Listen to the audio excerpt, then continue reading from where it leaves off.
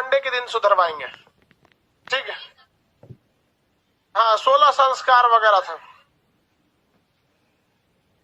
Test का question उसको भी मंडे को करवा देंगे, ठीक है।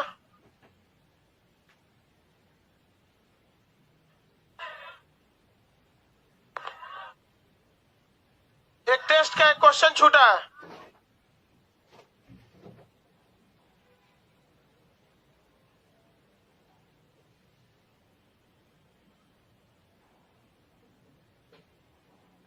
हल्ला नहीं करो भाई। एक आदमी खड़ा होकर बोलो ना क्या कह रहा है।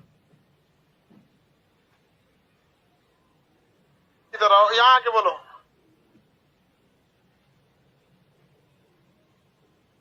गेट लेट से खुलता है। कितने बजे गेट खुला है? अरे यार आधा घंटा पर 8 बजे। तो लोग तो 8 बजे किस लिए चले आते हो लोग?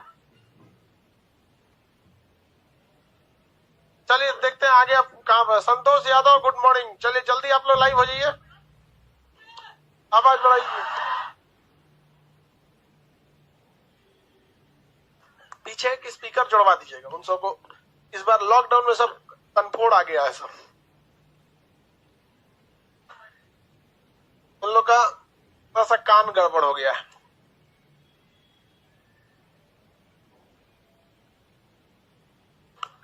चलिए लाइव में सब लोग आ गए। ये बीच वाला क्या चीज लगा के रखते हैं? इसको काटने दीजिए, हटाइए यहाँ पे मिनिमाइज करके बीच में।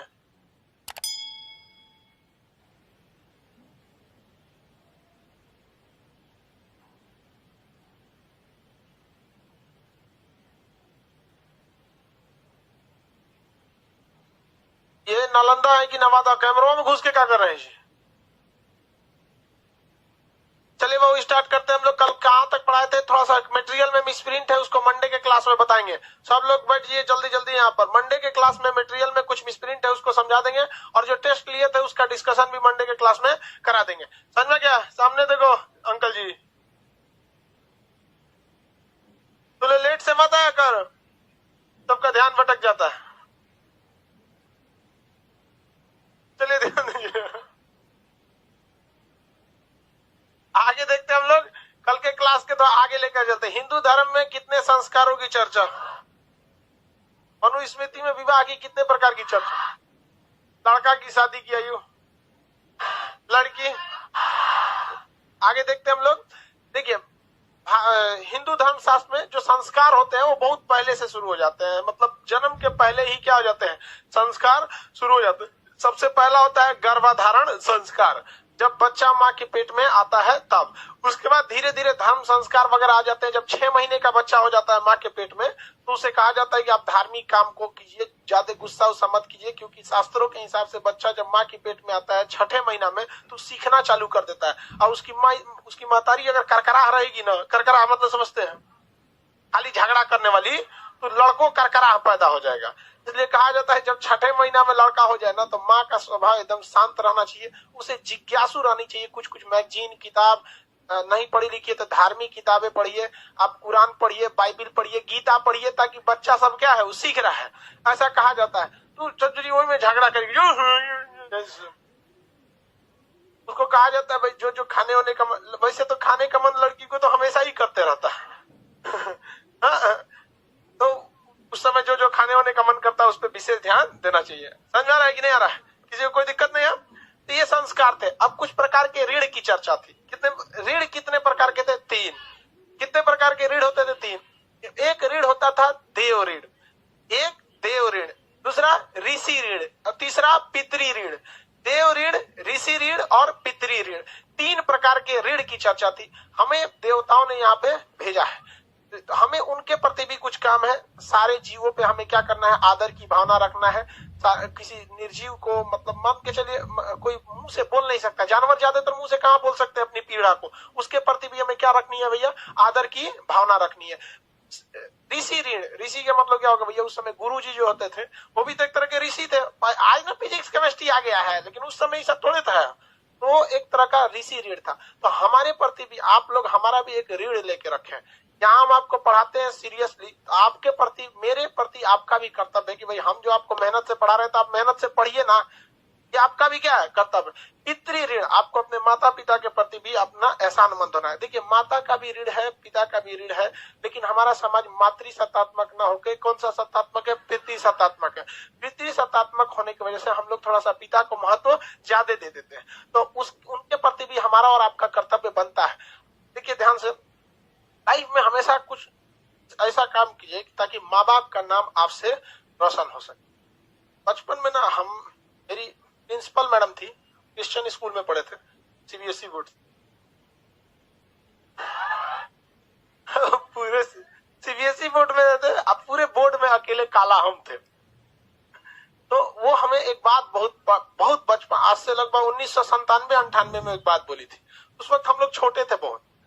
वो बोली थी कि बेटा देखो, तुमको अगर अपनी पहचान बतानी है ना, तो अपनी पिता का सहारा लेना पड़ता है। सबको इस समाज में अपनी पिता का सहारा लेना पड़ता है। हमें अपनी पहचान बतानी है। कौन है, जैसे आप गांव में जाते हैं अपनी पहचान क्या बताते हैं, पिता का नाम बताते हो। तो कहती थी कि बेटा तुम लोग ऐसा काम करो ना कि आने वाले 10-20 साल बाद जब तुम बड़े हो, तो जब तुम्हारे पिता को अपनी पहचान बतानी पड़े ना, तो उन्हें अपने पिता का सहारा ना लेना पड़े, बल्कि अपने बेटा का सहारा लेना पड़े कि मैं इनका पिता हूं। तो आप भी याद रखें, आज आपको इतना कामयाब होकर रहना है, मान के चले आप बहुत बड़े अधिकारी बन गए, तो आपके पिताजी आपके दादाजी का नाम बताएंगे, कोई नहीं पहचानेगा। लेकिन अगर आपका नाम बताएंगे, आप अगर सक्सेस रहेंगे तो सब लोग पहचान जाए, अरे बैठे बैठे बैठे बैठे, समझ में, चाय पानी पीजिए। ऐसा काम कीजिए कि माँ बाप का गर्व से सीना चौड़ा हो जाए, कॉलर बाप का एकदम ऊंचा हो जाए। लेकिन लड़का लड़की क्या करेगा, पटना आएगा, उसको प्रेम हो जाएगा, भाग जाएगा, हो गया, इससे भी बाप का नाम होगा, कहेगा हमारी बेटिया भागल थी। अच्छा आप ही है ना, बैठे बैठे लात जूता दे रहे इनके। ये सब चीजें भी थोड़ा सा ध्यान रखना, ये आपका कर्तव्य बनता है। ये पितृ का ये क्या है, ऋण है। तो ऋण कितने प्रकार के, 3। कौन कौन भैया, देव ऋण, ऋषि ऋण, पितृ ऋण। देव ऋण, ऋषि ऋण, पितृ ऋण। आप सबको भाई पितृ ऋण चुकाना है, बहुत जरूरी है ये सब समाज के। तभी आप क्या हो सकते हैं, आगे जाएंगे। इसके बाद पुरुषार्थ की बात, टोटल कितने पुरुषार्थ, 4। पुरुषार्थ का अर्थ ये नहीं होता है कि मतलब पुरुष ही है तो पुरुषार्थ रहेगा। पुरुषार्थ का मतलब होता है कि आप योग्य हैं या नहीं है। तो पुरुषार्थ कितने प्रकार के, 4। पहला पुरुषार्थ धर्म। पहला क्या है, धर्म। आपको धार्मिक काम, धर्म का मतलब ये देखो भाई, सबसे बड़ा क्या चीज है, हमारे एजुकेशन सिस्टम में कुछ गलती दे दी गई और जो हम लोग उसे मान के बैठ गए। धर्म मतलब हिंदू मुस्लिम नहीं होता है यार, धर्म मतलब होता है कर्म। जैसे मान के चलिए, अगर हमारे पिताजी कहें कि तुम, सपोज कीजिए मेरे पिताजी कहते हैं कि तुम पटना जाओ, माताजी कहते हैं तुम पटना मत जाओ, तो उस स्थिति में हम क्या कहेंगे, यार हम तो धर्म संकट में फंस गए, मतलब हिंदू मुस्लिम में फंस गए।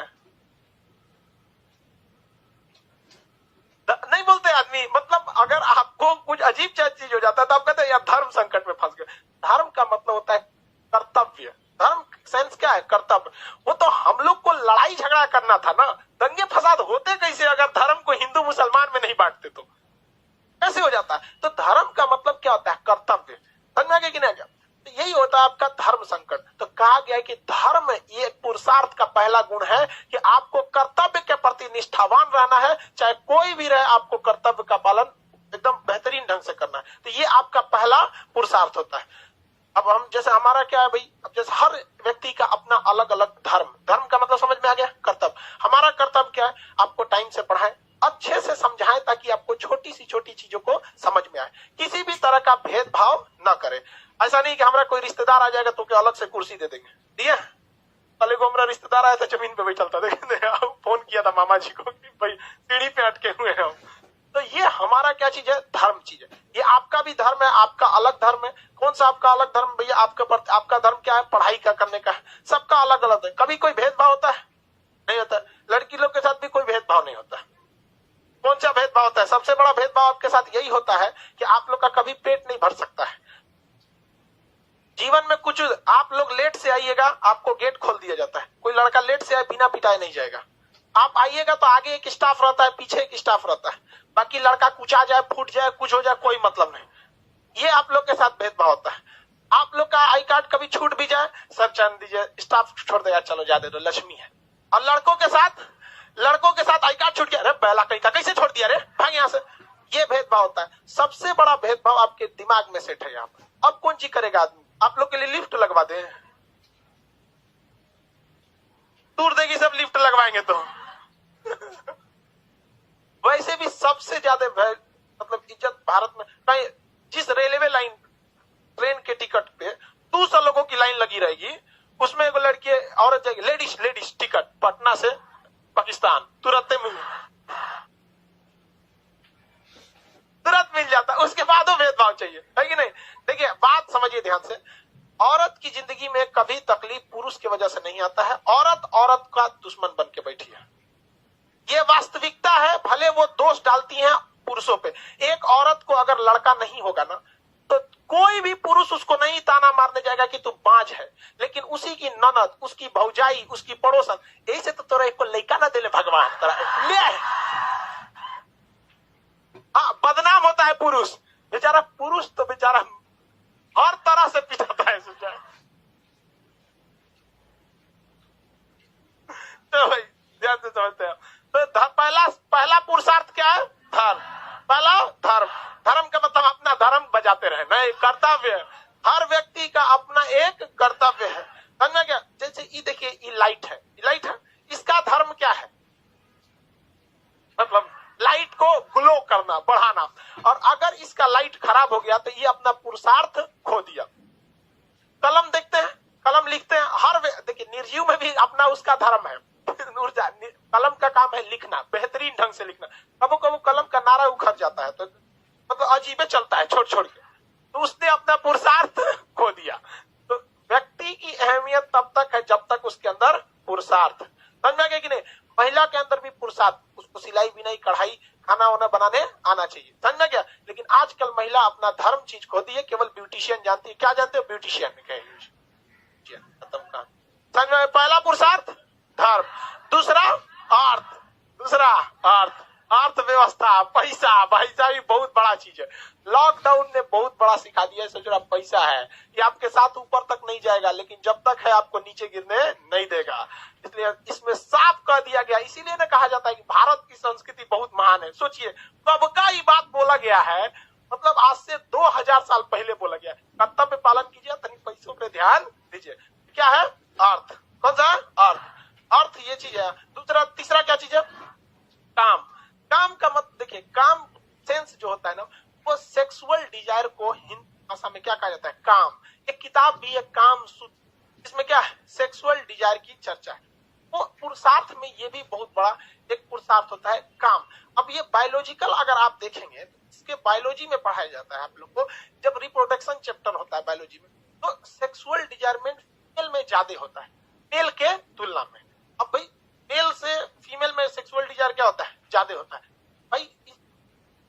अब ये टॉपिक जो होता है ना बायोलॉजी में चला जाता है, इससे बैलेंस रख के चलना चाहिए, वरना यही होगा कि भाई दोनों में आपस में क्या होगा? झगड़ा लड़ाई होगा। अब कोई महिला थोड़े कहेगी ससुरा तू जरा है, वो बेचारी कहियो नहीं ना सकती है। वो क्या कहेगी उसको? इतना पुंसक है तू, बेचारा वो खुदे बदनामी होगा उकर। तो बेचारा अब क्या करेगी? तो मने मन गुस्सा लेगी, पानी मांगेंगे, पानी दो तो पी लो ना। तो भाई ये पुरुषार्थ है। ये आज हिंदुस्तान में एक सर्वे के हिसाब से 30% लोग के अंदर ये प्रॉब्लम है। और हिंदुस्तान में एक सर्वे के हिसाब से 30% से जो मतलब झगड़े लड़ाई का कारण ये भी बन जाता है। समझ में आया कि नहीं आ गया? तो ये बायोलॉजिकल चीज है, बायोलॉजी में इस सब के बारे में हम लोग को पढ़ना है। तो ये काम का अर्थ समझ में आ गया? ये काम मतलब अलग चीज होता है। देखिए धर्म, देखिए धर्म का मतलब किससे संबंधित है? कर्तव्य से। काम का सेंस मतलब किसके है भैया? सेक्सुअल डिजायर से। उसके बाद क्या चीज होता है भाई? मोक्ष। मोक्ष का अर्थ क्या हो गया भैया? सारा मोह माया छोड़ के अब भगवान में लीन हो जाइए भैया। अब हम आने वाले हैं, वेटिंग कंफर्म हो जाए, यहाँ पर लीन हो जाइए भगवान में। तो ये 4 कितने हैं? पुरुषार्थ। 4 पुरुषार्थ की संख्या। पहला कौन सा है? धर्म। दूसरा काम, मोक्ष।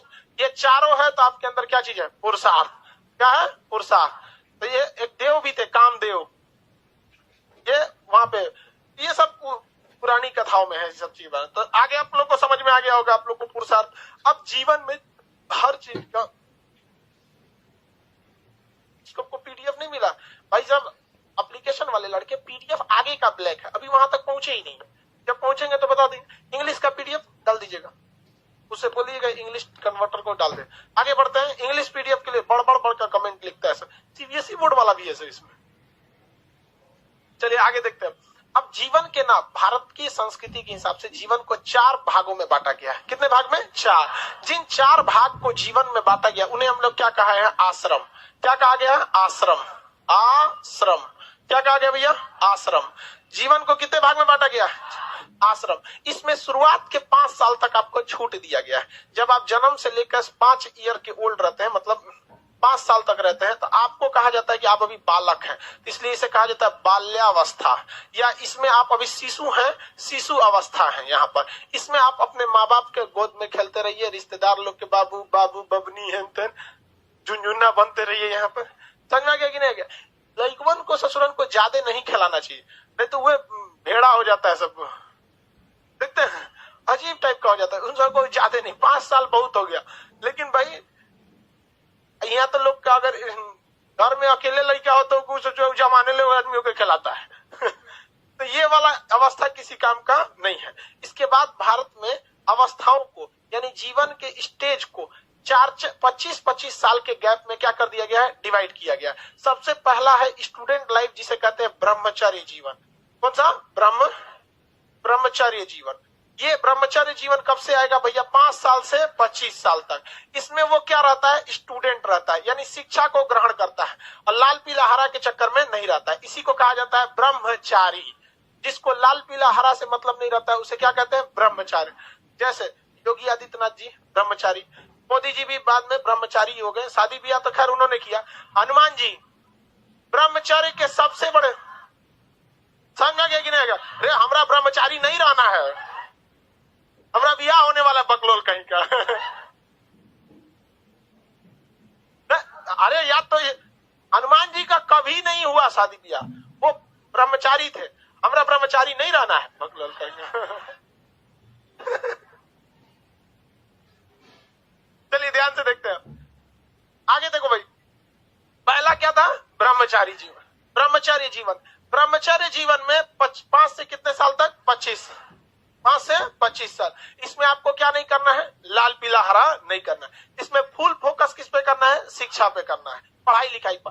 पहले इसलिए भारत में स्टूडेंट को पढ़ने के लिए गुरुकुल में भेज दिया जाता था। वहां केवल क्या थे? गुरुजी रहते थे, वहीं पर वो गुरु जी का सेवा करते थे, खाना पीना खुद बनाते थे, गुरु जी को भी खिलाते थे, और इस तरह से रहते थे। तो पहला काल कौन सा हो गया? ब्रह्मचार्य। अब दूसरा क्या हो गया भैया? घर में आ जाएंगे तो गृहस्थी देखेंगे। गृहस्थ, अरे कैसे लिखा है? लिखा गया यहाँ पे गृहस्थ। 25 से 50 गृहस्थ जीवन। इसमें वो क्या रहता था भैया? शादी विवाह कर लेता था, बाल बच्चे होते थे, बाल बच्चों की परवरिश करता था, बाबू भैया झुनझुना खिलाओ है। तो इसमें क्या कहता था भैया? वैवाहिक जीवन को बिताता। वैवाहिक जीवन और परिवार में लगा रहता था, परिवार कल्याण में। अपना परिवार तक कितना पे रहिए, यहाँ पर अपने परिवार कल्याण में लगे रहिए। उसके बाद आता था आपका सामाजिक दायित्व, जिसे कहा गया वानप्रस्थ जीवन। कौन सा जीवन? वानप्रस्थ जीवन। कौन सा? वानप्रस्थ जीवन। वानप्रस्थ जीवन 50 से कहां तक था? 75 तक। इसमें ससुरा वो दूर को काम करता था, परिवार का भी ध्यान देता था और समाज का भी ध्यान देता था। समाज का ध्यान देता था, सामाजिक ध्यान भी देता था, पारिवारिक भी ध्यान भी देता था वानप्रस्थ जीवन में। वानप्रस्थ एक ऐसा जीवन था जिसमें व्यक्ति परिवार के साथ भी रहता था, फैमिली को भी देखेगा, फिर समाज में जाके पंचायती करेगा, केकर पतो ना है, केकर लड़का बदमाश कर रहा है, कहाँ भैंस, केकर भैंस का खूंटा कहाँ ठोकाएगा। गांव में ये सब पंचायती होता है। नाली हिलने से नहीं हिलने से होगा, खिड़की खोल दिया वो पट्टी कहीं, तो अलग अलग टाइप का पंचायती काम करना। और साथ ही साथ क्या करना है? अपने घरे में भी आके रहना है। तो अपने घर में भी आके पंचायती कीजिए, उधरों पंचायती कीजिए। 75 साल के जब हो गए तो अब जीवन आपका बेस्ट बिफोर में चले गए, मतलब अब आप एक्सपायरी डेट में जा रहे हैं, इंश्योरेंस खत्म, वैलिडिटी सब खत्म। अब जितना दिन घिंचा जाएंगे चलते जाइए वहां पे। तुमसे कहा गया सन्यासी। क्या कहा गया? सन्यासी जीवन। कौन सा जीवन? सन्यासी। 75 से लेके जब तक मरेंगे नहीं तब तक यहाँ पे। अब इसमें क्या करिएगा भैया? सन्यास ले लीजिए, भगवान किस में लग जाइए? वन में चल जाइए, तपस्या में विलीन हो जाइए, भगवान आ रहे हैं हमारे अपने पास, एकदम बढ़िया से व्यवस्था रखे रहिएगा। ये व्यवस्था इतनी बेहतरीन थी ये भारत में, इसलिए भारत आगे चला गया, इसलिए भारत क्या हो गया, आगे चला गया। जबकि अगर आप इसके उलट देखिएगा, भारतीय संस्कृति के उलट, तो अगर इस्लामिक उसमें जाइएगा तो कहते हैं लोग कि भाई साहब जो आप यंग एज में भगवान की पूजा आराधना करते हैं ना, उसी का ज्यादा वैल्यू है। वो वहां पे क्या है, उलट है भाई, उसका वो हम लोग का कल्चर में है ये नहीं है, हम लोग की तो कल्चर यहाँ तरह। तो ये हम लोग ने सिस्टमेटिक ढंग से बनाया, जिसमें कोई सिस्टम किसी दूसरे पे ओवरलैप नहीं कर रहा है। मतलब जब वो स्टूडेंट है तो उसे राजनीति और धार्मिक कार्यों से दूर रखना है। आज आप देखिए यहाँ पे ब्रह्मचर्य जीवन में, लेकिन स्टूडेंट लाइफ में 3-4 चीज बड़ी खराब काम करती है। एक राजनीतिक चीज, एक धार्मिक चीज, एक लाल पीला हरा के चक्कर में आप पड़ जाते हैं। वो ये सचुरा तीनों चौपट कर देता है। और इत्तेफाक देखिए ये तीनों आप में है। आपको भी धार्मिक चीज में बड़ी मजा आता है, हाई कैसे कर दिया, ऐसे वैसे हो गया। राजनीति में आइए, राजनीति कोई किसी के काम नहीं आता है। आप अगर सफल हो जाएंगे, किसी की भी सरकार रहेगी, आप सफल रहेंगे। अंबानी जो है, अडानी जो है, टाटा, बिरला, महिंद्रा, ये मनमोहन सिंह के समय भी सबसे आगे थे, मोदी जी के समय में सबसे आगे रहे, हमेशा ये लोग आगे रहे। तो हमेशा याद रखिएगा, बलि हमेशा बकरे की दी जाती है, शेर की नहीं, चाहे वो किसी का कार्यकाल, किसी का शासन रहे, किसी भी पार्टी का रहे। अगर बकरी बन के रहेंगे तो सबके शासन में कटेवे करेंगे, इसलिए क्या बन के रहिए, शेर, शासन किसी का रहे यहाँ पे। तो ये आपने देख लिया कितने अवस्थाएं थी, 4, कितनी 4। छूट कब दिया गया था, बाल्यावस्था या शिशु अवस्था, 0 से कितने साल तक, 5 साल तक। स्टूडेंट लाइफ 25, 5 से 25। इस समय गुरुकुल में बालक रहता था, ब्रह्मचर्य का पालन किया करता था। उसके बाद गृहस्थ, कौन सा, गृहस्थ के बाद वानप्रस्थ, वानप्रस्थ के बाद संन्यास। अब कभी एग्जाम में आप जाएंगे ना, तो हो सकता है आपसे एक गलती हो जाए। वहां पर बाल्यावस्था जो हम यहाँ आपको पढ़ाए हैं 0 से 5, ये यहाँ पे तो ठीक रहेगा। 5 से कहां तक दे देगा, वो 24 कर देगा। 5 से क्या कर देगा, 24। और इसके बाद फिर 25 से 50 49 उठाएगा। इसमें थोड़े ना कंफ्यूजन होना है, वो ओवरलैप से बचा रहा है। जबकि हमारा हिसाब से देखिए, यहाँ भी 25 है, यहाँ भी 25 है। तो हम भाई आप लोग को पढ़ाना है, आप समझ जाएंगे। आप यही कह देंगे कि 5 से 24, अब फिर 25 से 49, याद करने में दिक्कत होगा कि नहीं होगा। तो आप उतना आप ऑप्शन देख के नहीं मार लेंगे, वहां पे आराम से मार सकते हैं वहां पे। अब इसके बाद हम लोग देखते हैं महाकाव्य के बारे में। किसके बारे में, महाकाव्य। महाकाव्य बहुत ही बड़ी रचना को क्या कहा जाता था, महाकाव्य कहा जाता है। बहुत ही बड़ी रचना को महाकाव्य, बहुत बड़ी रचना को महाकाव्य कहा जाता था। इसमें 2 सबसे प्रमुख महाकाव्य हैं। एक महाकाव्य का नाम रामायण, दूसरे का नाम महाभारत। महाकाव्य कितने, महाकाव्य कितने, 2। कौन कौन, महाकाव्य। पहला महाकाव्य भैया रामायण। रामायण, रामायण किसने रचना किया भैया, किसने, वाल्मीकि, महर्षि वाल्मीकि। वाल्मीकि, वाल्मीकि में ऐसे रहेगा ना, अंदाजे कभी कभी सही हो जाता है, कभी गलत हो जाता है। वाल्मीकि जी ने महाभारत रामायण की रचना किया। प्रारंभ में इसमें श्लोकों की संख्या जो थी 12,000 थी, लेकिन बाद में इसमें कितना हो गया, 24,000। कितने हजार हो गए, 24,000। ठीक है। रामायण के जो खंड है, क्या है, खंड है, उन्हें क्या कहा जाता है, वर्ग वगैरह नहीं बोलते, हाँ, कांड कहा जाता है। क्या कहा जाता है, कांड। रामायण में कितने कांड है, 7 गो कांड है रे भैया। कितने कांड है, 7। रामायण के भाग को, जो रामायण में कितने भाग, भाग बोले तो लेसन, रामायण एक तरह का लेसन समझिए। देखिए उस आज के चीजों से मिला लीजिएगा तो समझने में आसानी होगा। हम भाग पढ़ाते रह जाएंगे, समझ, लेसन बोलेंगे तुरंत समझ में आएगा। कितना लेसन है, 7। इसके लेसन को क्या कहा जाता था, कांड। क्या कहा जाता है, कांड। कितने कांड है, 7। अब इसमें 2 ही चीज पूछता है, सबसे बड़ा कांड कौन सा है, युद्ध कांड। सबसे बड़ा कांड युद्ध कांड। और सबसे महत्वपूर्ण कांड कौन सा है, सुंदर कांड।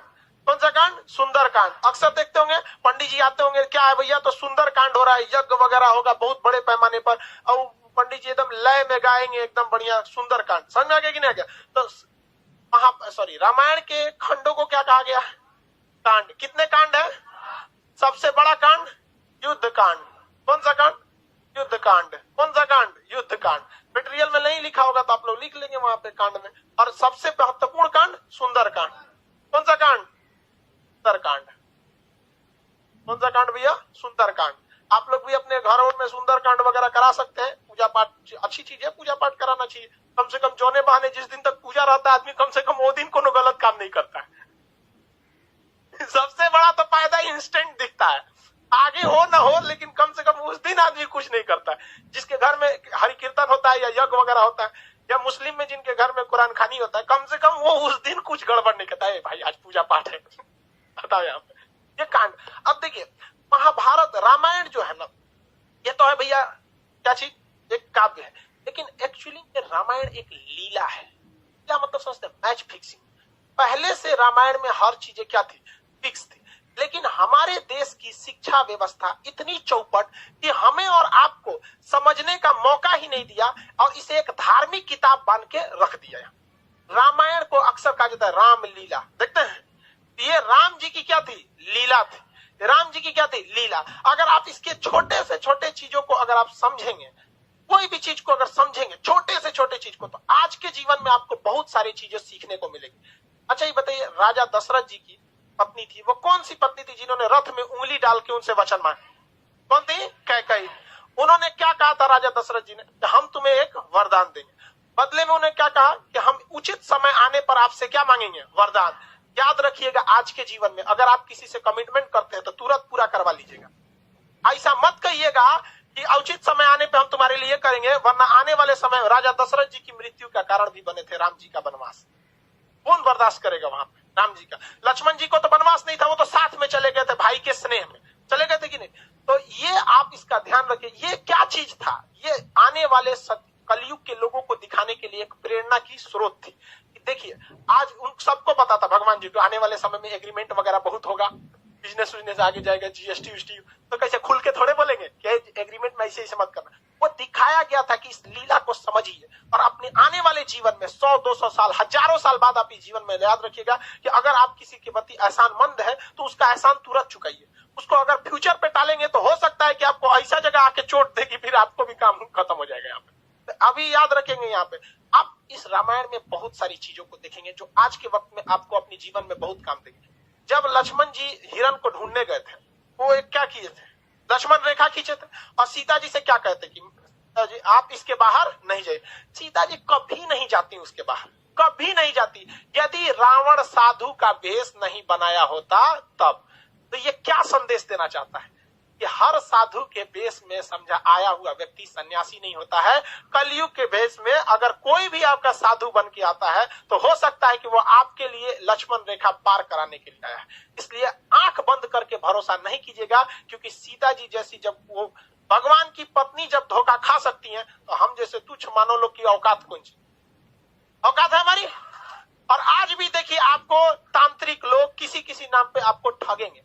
ये एक लीला है, लेकिन हमारी सिस्टम में जब अंग्रेज आए थे तो इस तरह से पढ़ा के गए कि हमारे और आपके दिमाग पे एक ताला मार दिया कि बौद्ध ग्रंथों में कुछ भी है तो आप इसे नहीं पढ़ेंगे, क्योंकि आपके दिमाग पे ताला मारा गया है कि आप हिंदू हैं, आप मुसलमान हैं, आप सिख हैं। अरे भाई महात्मा बुद्ध ने कह के गए थे क्या कि हमसे तुमको कोई भी बौद्ध लोग ही हमसे अपनी तमन्नाओं को मांगना या हमारी मन्नत मांगना, अगर कोई मुस्लिम या हिंदू हमसे कोई प्रार्थना करेगा तो हम पूरा नहीं करेंगे। क्या मर्यादा पुरुषोत्तम राम कहते क्या कि अगर हमसे कोई सच्चे दिल से मुस्लिम अगर हमसे अपनी प्रार्थना करेगा उसने मुसीबत में तो हम उसकी पूजा नहीं, की प्रार्थना को नहीं सुनेंगे, कहेंगे भाग तू मुस्लिम है, क्या कहेंगे? नहीं। लेकिन हम लोग 200 साल तक अंग्रेजों के गुलाम रहे। देखिए मुगलों के वक्त में भी हमारी संस्कृति आँच आई थी, मुस्लिम शासक के वक्त आई थी, लेकिन उन लोग की सोच दूरदर्शी नहीं थी, वो केवल हमारे सामाजिक क्षति किए। लेकिन जब अंग्रेज का शासन आया ना, मेंटली बर्बाद कर दिया सब, जिसका खामियाजा आज भी हमें भुगतना पड़ता है। जबकि ये साफ संदेश था राम जी का कि देखिए हमारी खुद की पत्नी भी धोखा खा सकती है, तो आप आदमी किस दे। इसलिए जब कभी भी कोई धार्मिक चीज में अगर आए तो उसे एक बार जांच परख लीजिएगा। हम ये नहीं कहते कि सब गलत है, लेकिन जांच परख जरूर लीजिएगा। जब लंका में जाया जा रहा था तो लंका में जब जाने के वक्त में भी देखिएगा, जब वानर लोग पुल बना रहे थे, वानर लोग क्या बना रहे थे? पुल बना रहे थे, तो उसमें गिलहरी भी ईंटा लेके ढोती थी सब।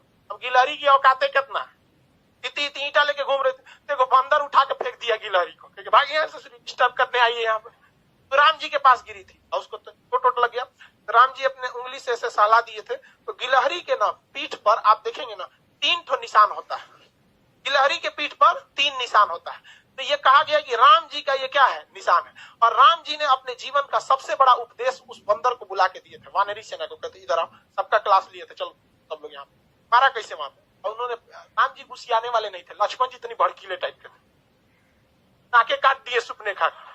आज भी हर लड़की किसी भी लड़के को प्रपोज करने से डरती है, क्योंकि उसको याद है ससुरा हमरा एक बार रामायण के समय लक्ष्मण जी काट दिए थे। लड़का डरता है कि कहीं तमाचा मत मार दे, लड़की डरती है नकिए मत काट। खैर ये मजाक वाली बात है, इसको सीरियस नहीं ले।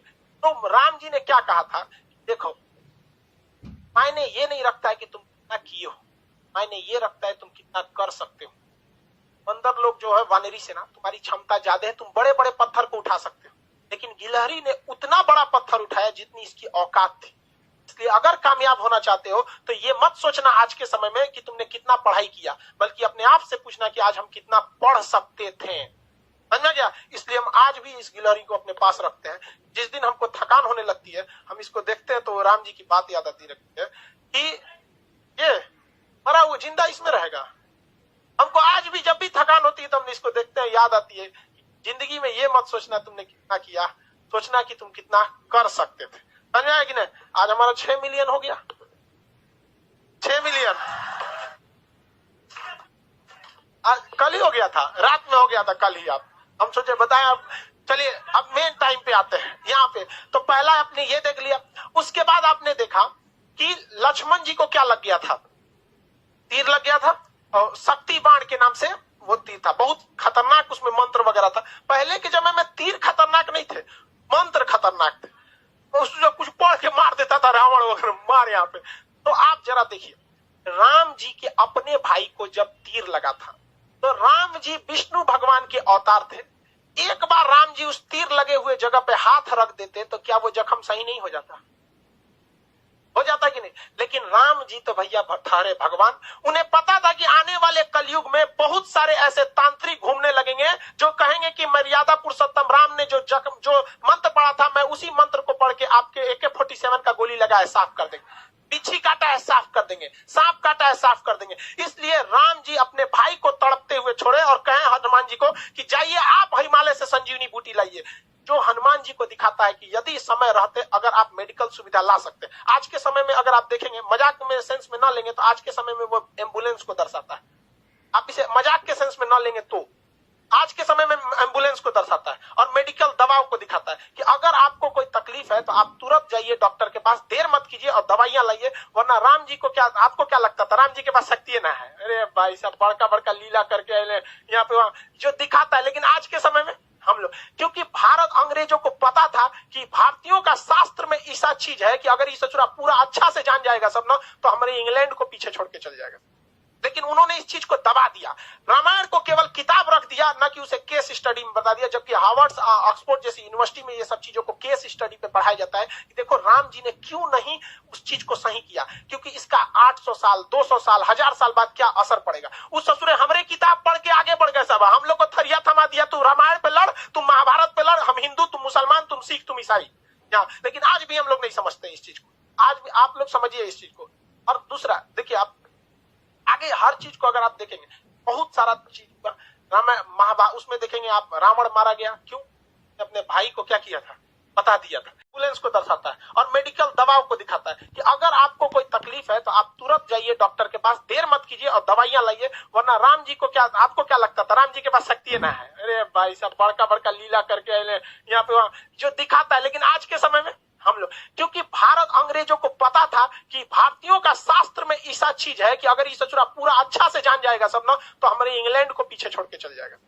लेकिन उन्होंने इस चीज को दबा दिया, रामायण को केवल किताब रख दिया, ना कि उसे केस स्टडी में बता दिया। जबकि हार्वर्ड ऑक्सफोर्ड जैसी यूनिवर्सिटी में ये सब चीजों को केस स्टडी पे पढ़ाया जाता है कि देखो राम जी ने क्यों नहीं उस चीज को सही किया, क्योंकि इसका 800 साल 200 साल 1000 साल बाद क्या असर पड़ेगा। उस ससुरे हमरे किताब पढ़ के आगे बढ़ गए सब, हम लोग को थरिया थमा दिया, तू रामायण पे लड़, तुम महाभारत पे लड़, हम हिंदू तुम मुसलमान, तुम सिख तुम ईसाई। लेकिन आज भी हम लोग नहीं समझते इस चीज को, आज भी आप लोग समझिए इस चीज को।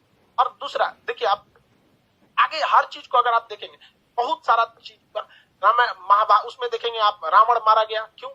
अपने भाई को क्या किया था, बता दिया था। जबकि रावण नहीं मारा जाता अगर वो अपने भाई को नहीं बताता कि मेरी नाभि में अमृत। इसलिए ये क्या दर्शाता है, ये यही दर्शाता है कि अगर आप किसी राज को चाहते हैं छुपा लेना, इसका सबसे अच्छा तरीका है कि किसी को न बताएं। क्योंकि अगर आप अपने करीबी को कोई राज बताते हैं तो करीबी का भी कोई ना कोई करीबी होता है। इसलिए अगर आप चाहते हैं तो किसी को न बताएं, स्पेशली महिला को तो बताइए मत। आप बुरा मानिएगा लेकिन ये चीज हकीकत है। किसी महिला को बताइएगा ना, हाई बात मत बताना, तो अपनी सहेली को बताएगी और उसको भी कहेगी किसी को बताना नहीं, और वो पूरा लॉज पीट देगी, हल्ला, और सबको यही बात कहा जाएगा किसी को बताना नहीं। पहले के वक्त में मीडिया नहीं था तो महिलाएं ही मीडिया का काम करते थे। कोई खबर पहुंचाना है, एगो दादी को कह दो, पूरा मीडिया का काम हो। तो इस चीज को आप समझिए, ये केस स्टडी है। राम जी बड़ा बड़ा लंका जलाया गया, ये हुआ सारा चीज, लेकिन जब वनवास काट के जब वो घर आए तो घर पे आए तो सबको पता है कि सीता जी 83 दिन तक लंका में थी। लेकिन रावण को श्राप भी तो था कि अगर वो सीता जी को गलत नियति से टच भी करता है तो भस्म हो जाए, था कि नहीं था? पूरी दुनिया जानती थी कि सीता जी एकदम पवित्र है। लेकिन जब वो अयोध्या पहुंची तो राम जी लोगों ने सवाल उठा दिया कि सीता जी को अग्नि परीक्षा देनी पड़ेगी। सवाल उठाया गया था कि नहीं उठाया? तो राम जी कभी नहीं चाहते थे कि वो अपनी पत्नी को, जगत जननी मां सीता को, वो अग्नि परीक्षा में बैठाएं। लेकिन समाज में आकर उन्होंने कहा कि 90% लोग को विश्वास है कि सीता जी क्या है, एकदम पवित्र है। इवन कि अशोक वाटिका में रावण रखा था तो उसके अंदर भी बहुत ज्यादा इंसानियत थी। और कहा भी, मतलब एक रावण के, बहुत से लोग रावण की इंसानियत को भी कहते हैं और कहते भी है कि सीता जी को पवित्र लौटाया गया था। तो ये राम जी की मर्यादा, राम जी की बहादुरी तो थी ही, लेकिन इससे कहीं ज्यादा रावण की इंसानियत भी थी। और जो दशहरा के दिन रावण को जलाते हैं तो एक कोटेशन आता है, ये रावण भी बोलता है, मुझे आग लगाने वालों जरा ये बताओ इस भीड़ में राम कौन है।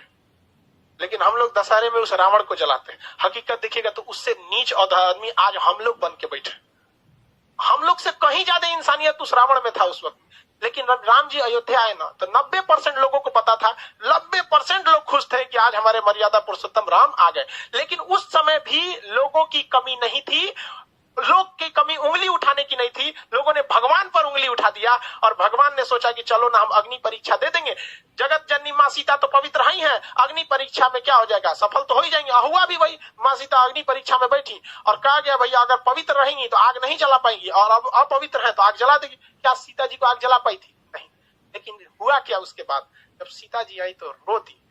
ये दुनिया से मतलब नहीं था, ये राम जी आपसे मतलब था। राम जी आपने ही जब हम पे कह दिया अग्नि परीक्षा के लिए तो ये दुनिया मेरे किसी काम के नहीं। वो धरती माँ से जन्मी थी और धरती माँ में समा गई। जो क्या दर्शाता है कि जीवन में आप कितने भी बढ़ जाइएगा लोग आप पे उंगलियां जरूर उठाएंगे। जब राम जी को नहीं छोड़ा लोगों ने उंगली उठाने में तो हमारी और आपकी क्या औकात है। और ये यही बताता है कि राम जी अगर उन 10% लोगों को डांट देते ना, चल भाग यहां से, तो माँ सीता को अग्नि परीक्षा नहीं देनी होती। लव और कुश को छोड़कर मां सीता कभी नहीं जाती। बचपन में बेचारे रोते रह गए। इसलिए अगर 2 कौड़ी के लोगों को अगर खुश करने के चक्कर में रहेंगे तो आपका अपना जीवन बर्बाद हो जाएगा। राम जी का पूरा परिवार बर्बाद कर दिया इन 2 कौड़ी के लोगों ने यहाँ पर। इसलिए जीवन में याद रखिएगा, जब भी आगे बढ़ेंगे लोग आप पे सवाल उठाएंगे, लेकिन हमारे अंग्रेजों ने ये बर्बाद कर दिया। आज किसी मुसलमान को कहिएगा ना रामायण की तुम्हें पाठ सुनाते नहीं सुनेगा। और इवन कि आपको अगर कोई कुरान की बात सुनाएगा तो आप अगर दूसरे धर्म के तो आप भी नहीं करेंगे। ये कोई किसने ये जहर बोया हमारे अंदर, किसने? हाँ भाई साहब, ये 200 साल जो अंग्रेज गए सब ना, अंग्रेज भाई साहब बहुत दिमाग वाले थे। वो लोग को पता था कि भाई साहब तलवार की ताकत से, देखिए मुगल जब आए थे सब तो वो तलवार से लोगों को काटे थे सब, और अंग्रेज आए सब तो कलम से लोगों को काटा गया। और वो खुद लिख के गए थे, the power of pen is more than the power of sword. कलम की ताकत तलवार से ज्यादा होती है।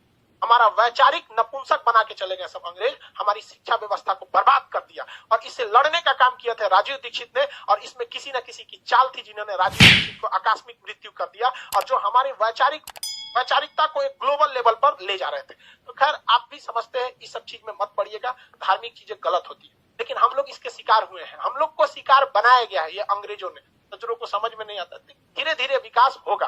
लेकिन आप अगर समाज को देखेंगे ना, तो समाज का एक ऐसा हिस्सा है जो अब इस सब चीजों से हट रहा है। उसे नहीं मतलब है कि धार्मिक चीजें क्या है, हिंदू सिख ईसाई क्या है, वो अब इंटेलेक्चुअल पे जा रहा है। लेकिन समाज का एक हिस्सा ऐसा भी है जो ससुरा इसमें और ज्यादा क्या होते जा रहा है, बनते जा रहा है। यार आप पढ़े लिखे हैं, आप इस चीज को समझिएगा। तो रामायण क्या है, एक तरह की लीला है जो बताता है कि भाई साहब आप सबको संतुष्ट नहीं कर सकते। बेहोश हो गया क्या कोई? अभी के समय में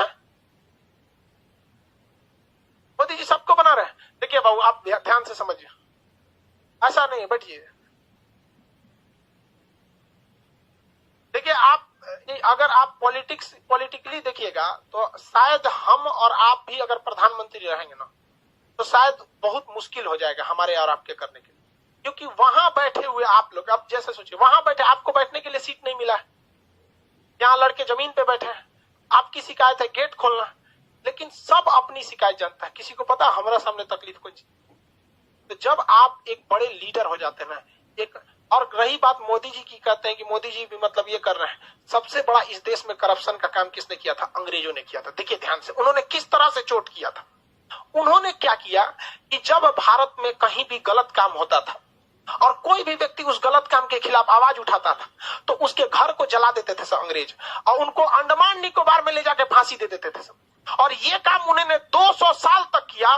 200 साल में 4 पीढ़ियां आ जाती है, क्योंकि एक पीढ़ी व्यक्ति की लगभग 50 मानी जाती है कि 50 साल के बाद आदमी किसी काम का नहीं रह जाता है। तो 4 पीढ़ियों के अंदर अंग्रेजों ने थोड़ा थोड़ा स्वीट पॉइजन देते गए कि तुम गलत के खिलाफ आवाज मत उठाओ, मत उठाओ, मत उठाओ, तुम्हारा घर तोड़ दिया जाएगा, घर जला दिया जाएगा, फांसी दे दिया जाएगा, जेल डाल दिया जाएगा। 4 पीढ़ियों के बाद जब हमें आजादी मिली तो हमारे अंदर वो डीएनए में ये डर घुस चुका है। हमारे सामने हमारे गांव का 2 कौड़ी का मुखिया नाली बनाता है तो उसमें 12 एक का सीमेंट का मसाला डालता है, लेकिन हम आवाज नहीं उठा पाते हैं। अगर हर गांव से आवाज उठने लगे तो किसी के बाप की औकात नहीं जो गलत काम कर सके। करप्शन तो हम लोग बढ़ाते हैं, हमें डर है। हम सवाल उठाते हैं अपने प्रधानमंत्री पे, हम सवाल उठाते हैं मुख्यमंत्री पे, अपने पे सवाल उठाएं कि हमारी औकात नहीं है कि हम अपने मुखिया के सामने आवाज उठा सके। और ये जो लोग कहते हैं करप्शन वाले, ये गांधी को गाली देते हैं। गुलामी में वही गांधी था जो अंग्रेजों की महारानी के खिलाफ आवाज उठा दिया था कि तुम गलत हो, और हम लोग अपने मुखिया के खिलाफ आवाज नहीं उठा पाते। ये वैचारिक नपुंसक बना के चले गए अंग्रेज हमें। ये हम आप उठा सकते हैं? आपको नहीं पता आपके गांव में ऐसे मुखिया ने गलत काम किया, सड़क का पैसा लूट लिया, आपके सामने लिखा, लेकिन पूछ सकते हैं? नहीं पूछ सकते। आप पूछेंगे क्यों? नरेंद्र मोदी से, क्योंकि पता है कि वो कुछ नहीं कर सकता है। आपको लोकतंत्र में रहते हैं,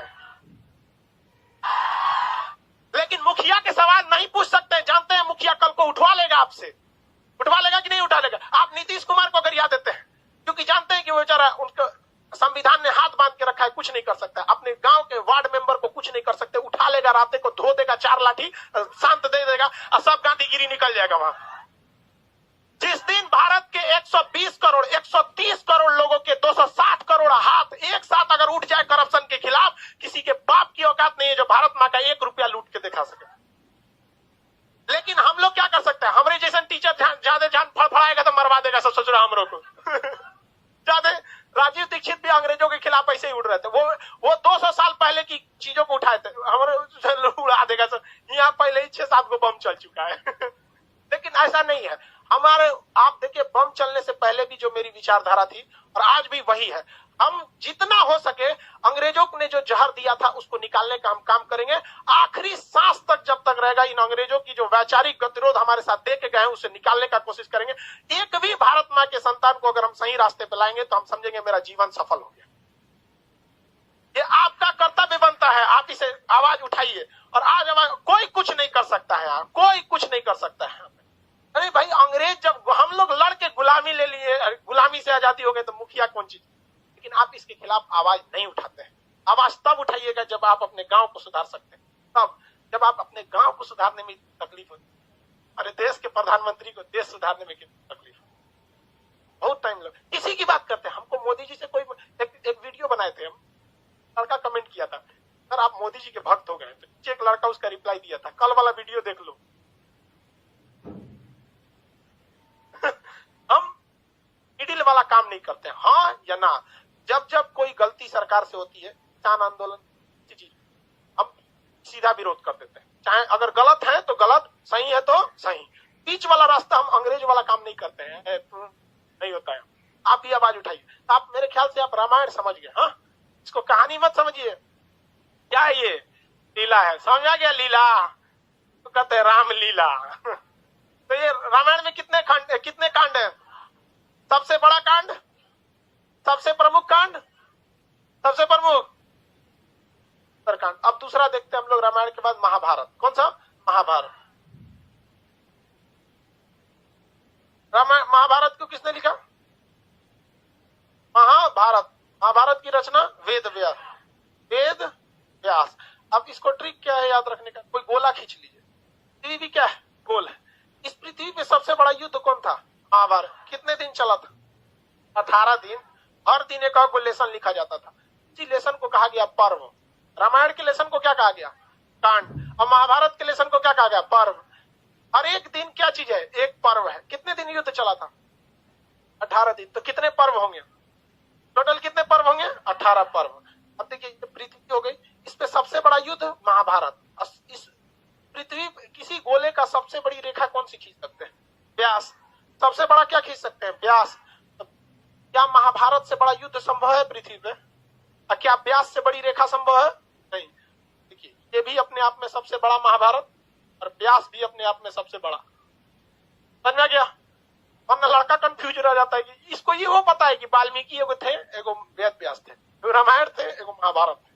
ये कंफ्यूज किया जाता है, लिखा कौन किसको। इसलिए पृथ्वी सबसे बड़ा युद्ध महाभारत, सबसे बड़ी रेखा वृत्त पे व्यास। तो महाभारत की रचना किसने किया? कितने दिन युद्ध चला? युद्ध कितने दिन चला? 18 दिन। तो टोटल इसमें लेसन कितने हैं? लेसन को क्या कहा गया? पर्व। क्या कहा गया? पर्व। कितने पर्व हैं? 18 पर्व। कितने पर्व हैं? 18। महाभारत में पहले के वक्त में बहुत कम श्लोक थे। महाभारत में प्रारंभ में श्लोकों की संख्या कितनी थी? 8800। प्रारंभ में श्लोकों की संख्या कितनी थी? 8800। प्रारंभ में श्लोकों की संख्या 8800। इसे कहा जाता था जीतने का नियम कानून। जीतने का नियम। संहिता का मतलब क्या होता है? जीत जाना। संहिता का मतलब कानून। संहिता का मतलब कानून। जैसे आचार संहिता चुनाव का कानून, सिविल संहिता शादी ब्याह का कानून, दंड संहिता पुलिस कैसे थूरेगी इसका कानून, उसी को दंड संहिता कहते हैं। उसी तरह जय मतलब विजय, जय मतलब विजय, तो विजय संहिता, जय संहिता, जीतने का नियम कानून। महाभारत में हर चीज दिखाई गई। अरे भाई साहब, छल कपट तो सोचा गजब। लेकिन ये क्या दिखाता है? वो भी यही दिखाता है कि भाई अगर आप सच्चाई के रास्ते पे हैं, आप उस सच्चाई के रास्ते को पाने के लिए छल कपट कर सकते हैं। तो टोटल कितने श्लोक थे? 8800। उस समय इसका नाम क्या था? जय संहिता। क्या नाम था? जय संहिता। अभी श्लोक की संख्या 1,11,000 हो गया है। कितना हो गया है? 1,11,000। 1,11,000 श्लोक हो। ठीक है। हालांकि एग्जाम में आपको ज्यादातर 1 लाख ही देगा। इसमें टोटल कितने पर्व हैं? टोटल पर्वों की संख्या 18। युद्ध कितने दिन चला? कितने दिन? 18 दिन तक युद्ध चला था। सबसे महत्वपूर्ण पर्व कौन सा है? भीष्म पर्व। कौन सा पर्व है? भीष्म पर्व। कौन सा पर्व? भीष्म पर्व। भीष्म पर्व को ही क्या कहते हैं? भागवत गीता। क्या कहते हैं? भागवत गीता। भीष्म पर्व को क्या कहा जाता है? भागवत गीता। इसको शॉर्टकट में लोग क्या कहते हैं? गीता। क्या कहते हैं? गीता। कोर्ट कचहरी में कसम खिलाया जाता है, हम गीता पर हाथ के कसम खाते हैं, हम कुरान पे हाथ रख के कसम खाते हैं, बाइबिल पे कसम खाते हैं। कसम एक रस्म है। इस्लाम धर्म में कहा गया है जैसे हम कि जो ज्यादा कसम खाता है ना, वो बहुत ज्यादा झूठ बोलता है। इस्लाम धर्म की बात है। ठीक है। हर धर्म से क्या कीजिए ना, कुछ कुछ मेन चीज निकाल लीजिए जो आपको काम आएगा। हाँ, इसमें इधर से रहेगा।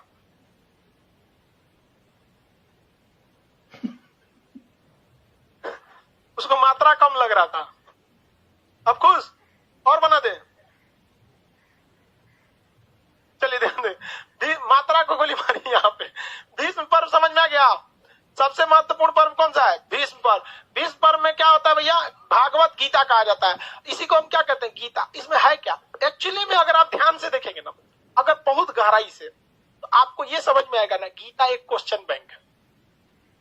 गीता एक क्वेश्चन बैंक है। जब अर्जुन जी को कोई समस्या आई है, पीछे बैठे थे उनके सारथी बन के कौन? कृष्ण भगवान आराम से समझा रहे थे। हाँ, कृष्ण, राम जी नहीं, कृष्ण भगवान हाँ वो सारथी थे, वो आगे बैठे थे। तो मतलब वो उनको क्या कर रहे थे, गाइड कर रहे थे कि भाई देखो अर्जुन, ऐसे ऐसे टेंशन मत लो, मरणम मंगलम यत्र यभूतिश्च यभूषणम कौपीनम यत्र कौशयम साकाशिकीन मीते बंधनम मरणम वापी जयो वापी पराजय उभयत्र समो वीर, वीर भाव ही वीरता। मतलब क्या, नहीं समझा तुम लोग? कोई बात नहीं, मत समझो।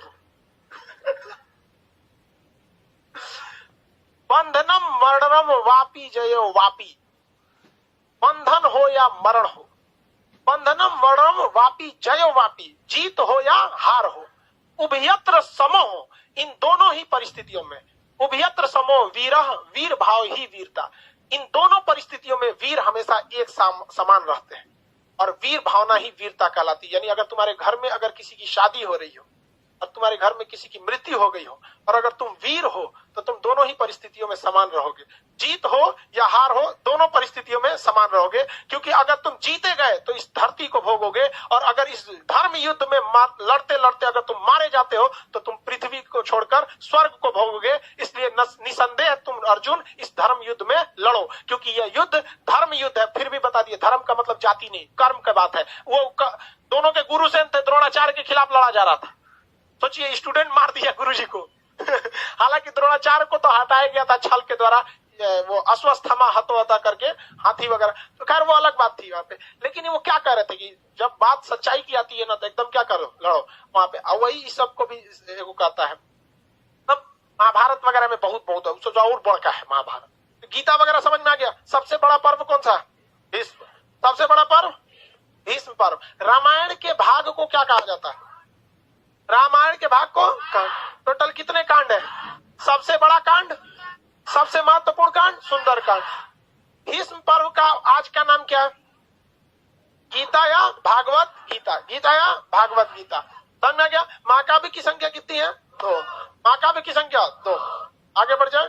टोटल जो साहित्यिक स्रोत थे वो आपको लगभग हमने कंप्लीट कर दिए। आप ध्यान से देखेंगे साहित्यिक स्रोत कितने टाइप के थे।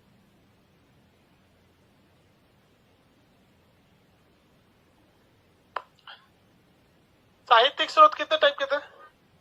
2। एक कौन सा था? धार्मिक स्रोत, एक गैर धार्मिक। गैर धार्मिक, गैर धार्मिक का आपको पीडीएफ मिल गया, एप्लीकेशन वालों को नहीं दिया गया है शायद, उसको याद से दे दीजिएगा। सैटरडे संडे आप लोग से गैर धार्मिक किताबों में हम टोटल ज्यादा नहीं 15 क्वेश्चन पूछेंगे। टोटल 15 इसमें से सवाल पूछेंगे, आप लोग को डाल देंगे बाबू पीडीएफ ध्यान से, जैसे हम क्लास से खत्म होता। तो गैर धार्मिक में क्या था? मेगास्थनीज वगैरह की किताबें थी। धार्मिक में 3 धर्म था। धार्मिक में 3, कौन कौन सा? जैन, बौद्ध और गैर, और ये ब्राह्मण। बेसिकली यही ना था जी ब्राह्मण ग्रंथ। भाई सबसे भयानक कौन सा था? ब्राह्मण ग्रंथ। बड़ी जब जाते थे लोग भैया वेद, उसके बाद उपवेद, उपवेद, उपवेद के बाद वेदांग, आरण्यक। इस पुस्तक के आरण्यक नहीं है। हाँ, अर्थवेद, उपवेद, वेदांग, आरण्यक। आरण्यक उपनिषद,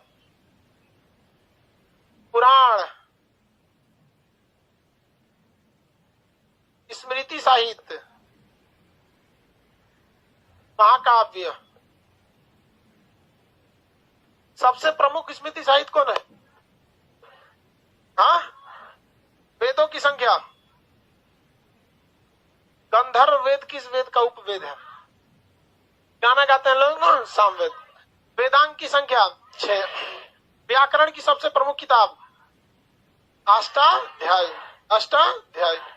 आरण्यक कहाँ लिखा गया था? जंगल। उपनिषद का अर्थ क्या होता है? गुरु के समय। वेदों का वेद किसे कहते हैं? 5वां वेद। स्मृति साहित्य जो थी 36 थे। टोटल कितने थे? पुराण की संख्या। उपनिषद मान्यता प्राप्त कितने हैं? ऐसे उपनिषदों की संख्या 108। आरण्यक 3। अर्थवेद का आरण्यक नहीं में। वेदांग 6, उपवेद 4। वेद, हर वेद के ज्ञाता थे। एक और छूट गया, ब्राह्मण ग्रंथ।